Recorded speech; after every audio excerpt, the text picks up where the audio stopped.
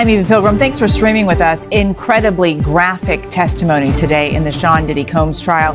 And we have to warn you, some of what you hear. 160 years.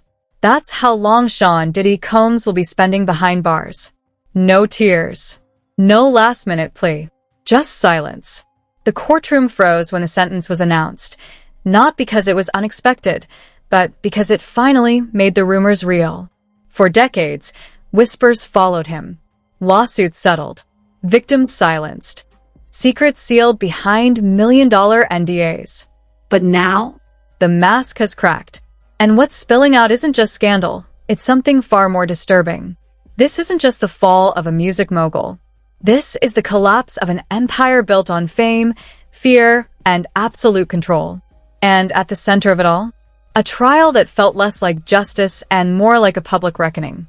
Because what came out in that courtroom didn't just end Diddy's career, it exposed a world most people were never meant to see. When the gavel finally came down, it wasn't just a sentence, it was a statement. 160 years. Not symbolic, not softened by celebrity, but the kind of number you expect to hear in a mafia takedown or a true crime documentary. The jury didn't flinch. The judge didn't hesitate. And Diddy? He didn't blink. No words. No breakdown. Just a man who'd spent his life above the law, now buried under it. The prosecution didn't rely on theatrics. They didn't need to. The facts were heavy enough.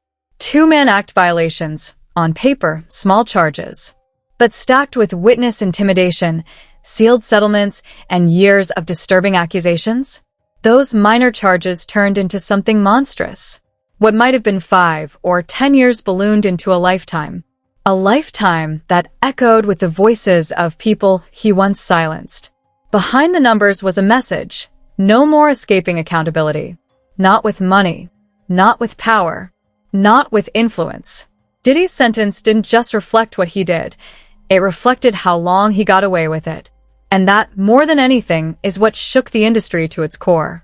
She walked into that courtroom 9 months pregnant, calm, collected, and carrying something far more powerful than just her story: leverage. Cassie Ventura, once the face of Diddy's lavish empire, now stood at the heart of its destruction. And the moment she took the stand, everything shifted.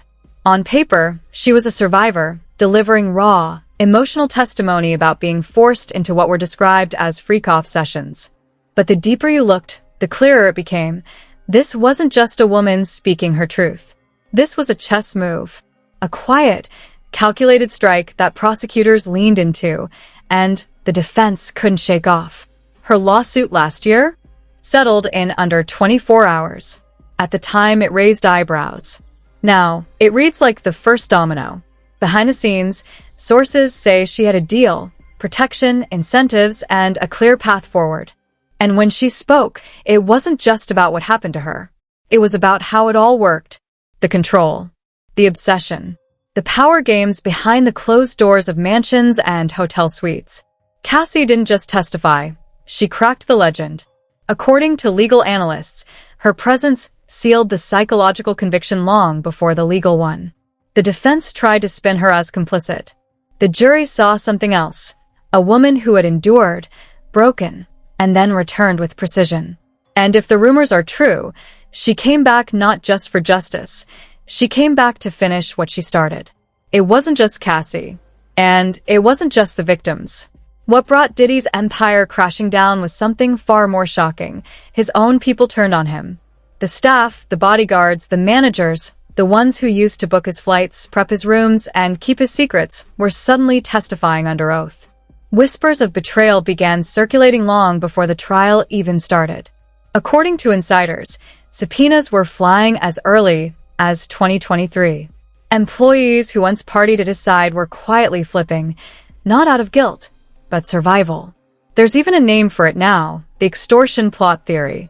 It's the idea that longtime associates, some facing charges of their own, traded testimony for immunity. Silent deals made in the background while Diddy stayed oblivious. One former bodyguard hinted that the feds had been watching key employees for over a year. A road manager confirmed federal pressure in private conversations. And then there were the rumors, black pouches, videotapes, secret vaults. It wasn't just gossip. It was evidence. And some of it came straight from the hands of the people Diddy paid to protect him. And perhaps the most chilling silence came from the top. No public support. No celebrity fundraisers. No high-powered defense from A-list friends. For a man who once moved like a king, he now stood completely alone. Stripped of loyalty, stripped of legacy, brought down not just by the system, but by the very circle that once worshipped him. It sounds absurd at first, almost laughable. Baby oil. But by the time the jury heard the full story, no one was laughing. What seemed like a harmless detail became one of the most grotesque symbols in the entire trial, a chilling sign of how far Diddy's control allegedly went. Witness after witness mentioned it. Bottles lined up like trophies. Not for skincare, not for vanity, but for power. According to testimony, Diddy used it to turn intimate encounters into orchestrated performances, rooms dimly lit, soundproofed, choreographed. And the oil was always there, waiting. Some said it was poured deliberately. Others claimed it was demanded, used to dehumanize, to turn people into props. Prosecutors didn't just show evidence, they showed a pattern. The baby oil wasn't a detail, it was a ritual. A grotesque calling card. Social media exploded, dubbing it the oil signature, the twisted centerpiece of Diddy's so-called freak-off sessions. During the raids on his LA and Miami homes in March 2024, dozens of unopened bottles were reportedly discovered, lined on shelves, arranged like they were ready for another night that would never come. One investigator even called the scene sterile but sticky. And while forensic teams searched for traces, what they uncovered was deeper than science. It was psychological. It wasn't about oil. It was about obsession. It was like, wow, for Diddy? What? You know, that was a person that I looked up to, the mogul. So, and I listened to all the artists that he made superstars. And so to have a chance to be able to be signed to him, it was amazing. It was like, oh my God, I'm here. I finally did it. About a man who built rituals to reinforce control.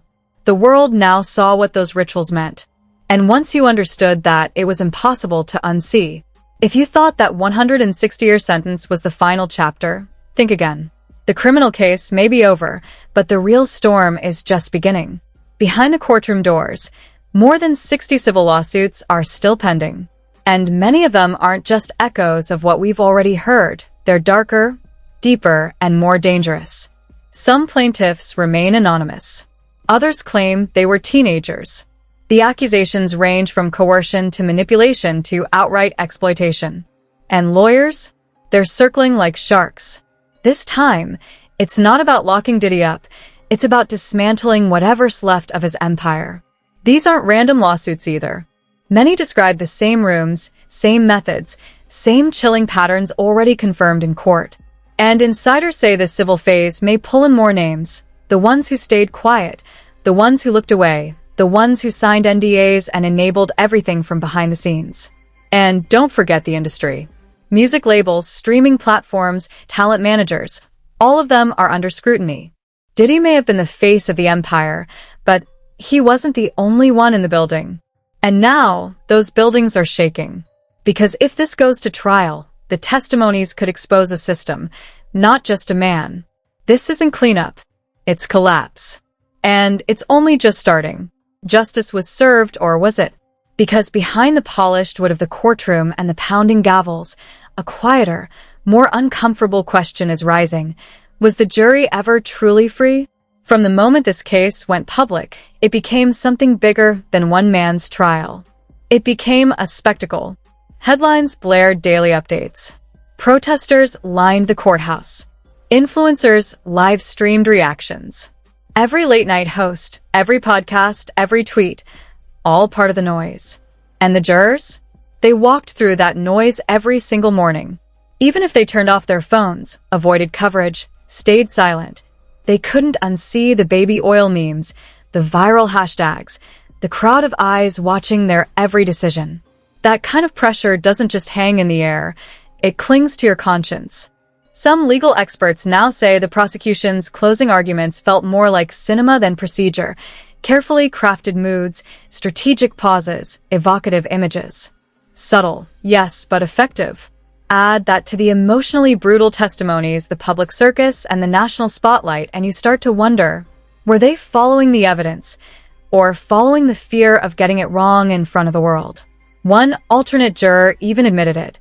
The case had doubts. It wasn't cut and dry, but with the weight of a culture demanding justice, who could walk away without delivering it. This doesn't mean Diddy was innocent, but it does mean the line between truth and performance may have blurred, even in the jury room. Diddy's empire has fallen, but the shadows it cast? They're still stretching far and wide. Because now the question isn't just what he did, it's who else knew and who's next.